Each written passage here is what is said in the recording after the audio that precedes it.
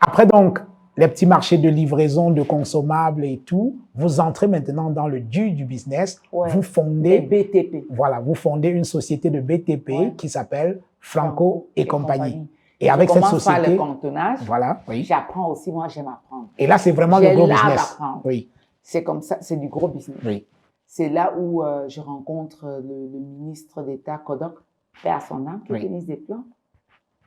On avait déjà, moi j'avais commencé par le cantonnage et puis à un moment donné, on devait sélectionner donc des entrepreneurs. Oui. Et les entrepreneurs donc, qui devraient donc désormais prendre donc le relais parce que l'État à l'époque voulait privatiser les BTP. Et donc il recule dans les entreprises camerounaises qui vont désormais remplacer les Blancs.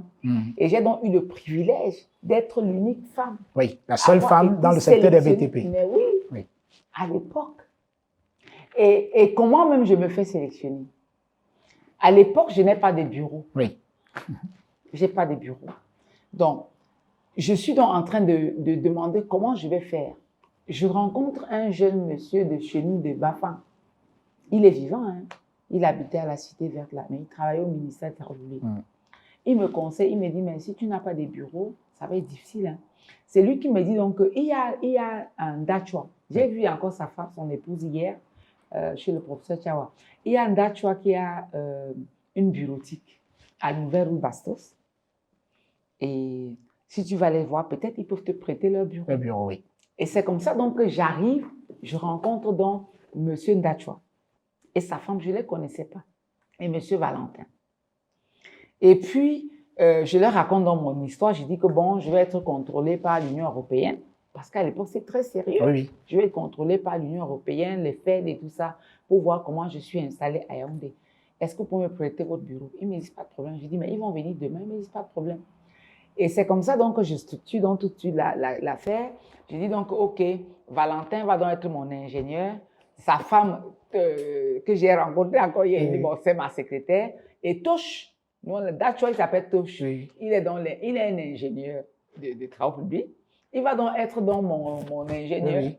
Parce qu'on avait besoin de tous ces profils-là dans votre dossier. Alors, je vais donc à Avenue Kennedy. Faire une photo de vous. Faire une photo de moi, je mets dans le cadre, je viens, il enlève sa photo, j'accroche le mien. Et donc, le lendemain arrive, je débarque dans avec les gens, je garde ma petite Golf. Alors, quand j'arrive, je dis bonjour, bonjour. Il dit bonjour, madame. Je dis oui, voilà, je viens vous présenter mes bureaux et tout. On entre donc. Oui.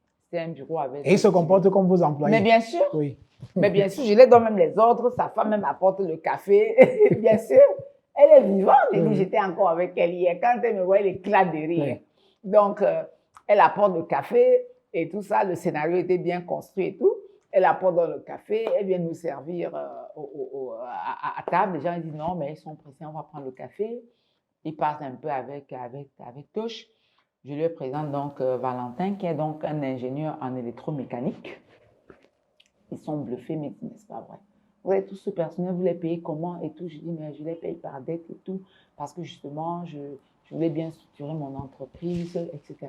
C'est comme ça que je gagne mon premier marché de plus de 2 milliards de francs. Et ensuite, vous avez un problème d'engin et vous utilisez le même stratagème avec un monsieur qui a un garage d'engin. Babadi, qui avait un grand garage là-bas vers Loncat où il réparait les engins. Je vais là-bas, je rencontre donc monsieur Babadi. Bon, lui m'a quand même demandé quelque chose. Babadi m'a dit non, pour faire ça, donnez-moi quand même quelque chose, madame. Je lui ai donné 30 000. Je suis venu avec les blancs, il dit bon, ça sont mes engins. J'ai dit, mais Babadi, on n'a pas encore réparé tel camion. Il dit non, madame, on attend la pièce, ça arrive demain. Après, on est parti et puis j'ai gagné les marchés. Oui. Mais ce qui est intéressant, c'est que j'ai bien réalisé tous mes marchés. Mais vous avez aussi eu l'accompagnement de la coopération allemande qui vous a formé dans les... Non, c'est pas la coopération allemande qui nous forme. Oui. Ça, c'est l'Union européenne. Oui. Qui nous forme. Maintenant qu'on est donc sélectionné, parce qu'il fallait d'abord passer cette étape-là pour être formé. Tout à fait. Maintenant, non, je passe dans cette étape et on doit nous former. On a donc été formés à l'école de travaux publics. Oui. J'étais encore là il n'y a pas longtemps pour former moi-même les jeunes ingénieurs. Mais à l'école publique, on a été formés à l'école des travaux publics. Oui. On a été formés là, par les Blancs. Comment monter un DAO, comment faire le sous-d'état de prix. Moi, j'ai appris tout cela à l'école. Des ingénieurs. Et on est sortis d'ailleurs avec des diplômes.